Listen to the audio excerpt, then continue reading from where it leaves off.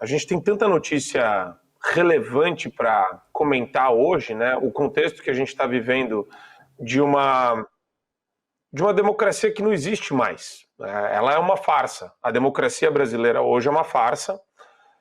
A gente é idiota, porque a gente está dentro desse contexto, né? Infelizmente, a gente viu um processo eleitoral totalmente suspeito no ano passado, um Tribunal Superior Eleitoral completamente vendido a interesses escusos, forças armadas dominadas aí pela ideopatia, pela covardia, sem cumprir o seu papel constitucional, como bem disse o Serrão. A crise ela trouxe muito bem, né, isso que a gente está vivendo na pele. A comunicação tem se tornado um ambiente de risco. Quanto mais eu falo isso, parece que pior fica. E pior fica para a gente, em termos de patrocínio, de apoio empresarial. Parece que eu vou ter que começar a deixar de falar isso. A radioatividade, ela contamina você quando você traz esse assunto para qualquer pessoa. O Léo Lins está radioativo hoje. Isso não está na nossa pauta, mas o Léo Lins é uma expressão máxima do que significa a liberdade de você falar. O viés humorístico está sendo atacado de maneira metodológica. A gente está sendo atacado por todos os lados. Então a nossa comunicação aqui, o intuito é botar medo. Vamos botar medo, vamos falar, vamos desencorajar os valentões, os conservadores. O que a gente está vendo, na verdade, é a criminalização do conservadorismo.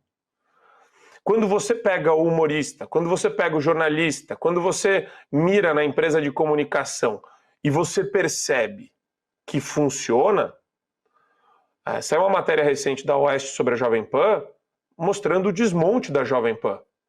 Desde tratar o Boulos com muito carinho, né, o pré-candidato à Prefeitura de São Paulo, Guilherme Boulos, até você não falar sobre o ministro do Lula, o Juscelino, envolvido em um escândalo de corrupção, investigado pela polícia. Daí você percebe, né, você fala, poxa, aquela Jovem Pan do ano passado não é mais a mesma. Se engana quem coloca na Jovem Pan e acha que está assistindo, né, aquele jornalismo que, na verdade, a redação sempre foi de esquerda. A gente tentava consertar e trabalhar com o material que nos era dado, inclusive apontando, essa matéria está sendo veiculada de maneira tendenciosa, esse TP é tendencioso, eu fazia isso na Jovem Pan e gerava atrito lá dentro. A mesma coisa está acontecendo em todos os nichos. O ataque ao princípio basilar que fundamenta a nossa vida em sociedade e que permite que a gente consiga debater, trabalhar assuntos sem melindre, sem medinho de falar. Mas quando o empresário começa a ter medo de financiar o Léo Lins, de pagar pelo evento dele, pelo show dele, o patrocinador fala, opa, eu não vou mexer com esse cara aqui. Aí você vai empurrando cada vez mais o Léo Lins para o subsolo. Só que não é só o Léo Lins que é prejudicado com isso. Somos todos. Por isso que eu acho que o Serrão está certo. É preciso uma faísca para as pessoas se integrarem numa mobilização. O que a gente fica olhando é falando, pô, da onde virá essa faísca? Da onde vai vir aquele líder que vai trazer a erupção popular diante de tanto ataque à democracia? Isso é um ataque à democracia. Calar o Léo Lins é atacar a democracia. Criar a Procuradoria Nacional da União de Defesa da Democracia, que o Messias lá, que a Dilma chamava de Bessias, esse cara aí está atacando a democracia. A brincadeira que eles fazem é ressignificar a palavra, ressignificar o conceito, para atacar você que está assistindo a gente. Ele quer colocar você numa senzala ideológica, ele quer te empurrar para o medo, para a covardia, para a inação. Por isso que a gente sempre fala, a gente tem que tomar as rédeas disso na nossa vida. É não concordar mais, não querer fazer parte de grupos que normalizam isso que está acontecendo. É denunciar. Não é aquele cafezinho que você tem com seu amigo esquerdista que ele fica toda hora te constrangendo, falando, tá vendo, o Alan dos Santos é muito feio. o Frutuoso é um tonto. Essas pessoas são ruins para nós. Eles são muito agressivos. O Messias não é agressivo? Quando ele cria dentro do Estado um aparato que é utilizado para perseguir pessoas nas redes sociais? Vocês, não só a gente.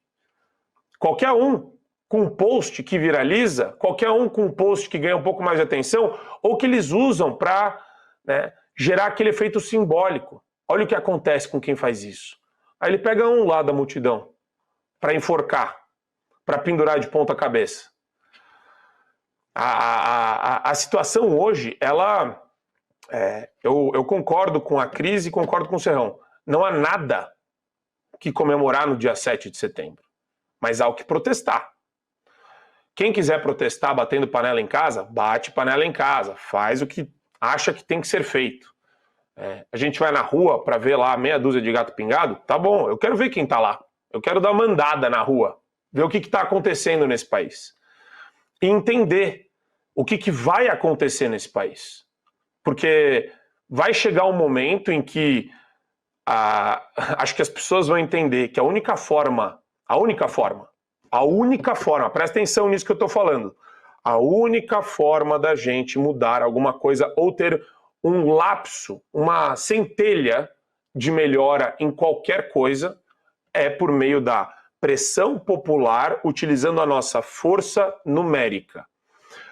As nossas instituições estão disfuncionais. Você tem uma Procuradoria da União, capitaneada pelo AGU. Sabe o que o AGU faz? Ele pega o processo dele, bate na porta do Supremo e fala, prende esse. E o Supremo já mostrou que prende. É disfuncionalidade. Ponto.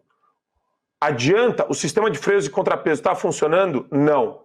Como que a gente consegue constranger, né, do ponto de vista discursivo, o Rodrigo Pacheco, essas pessoas? É força numérica. Esses caras subestimam, sim, a nossa força numérica. Eles fazem troça, eles mentem, que nem o Dino e o Lula mentiram, sobre a votação da Suprema Corte Americana, falando que ela é secreta. Então percebam como eles vivem numa bolha, e a única forma de estourar a bolha desses caras, né, é usando a nossa força popular, essa expressão numérica que nós temos, de maneira organizada, sistêmica, né, e com pautas específicas. Não é todas as pautas de uma vez. A gente tem que selecionar a prioridade. Qual que é a prioridade número 1 hoje? A resposta eu deixo com vocês. Eu já falei 1 milhão de vezes aqui. A resposta eu deixo com vocês. Qual é a pauta número 1 hoje? O que começa a trabalhar numa possível solução dos nossos problemas? E aí a gente fica na espera. Eu, a Cris, o Serrão, a gente vai passear, a gente vai tomar um chopp, vamos ver o que está acontecendo. O pessoal vai estar em casa, vai bater panela. Eu vou ter programa amanhã, eu nem sabia disso, né? A Cris me convidou agora, humildemente aceitei, óbvio, né? Sempre bom estar na presença de gente tão fantástica lá da Revista Oeste, mas essa é a situação que a gente vive hoje.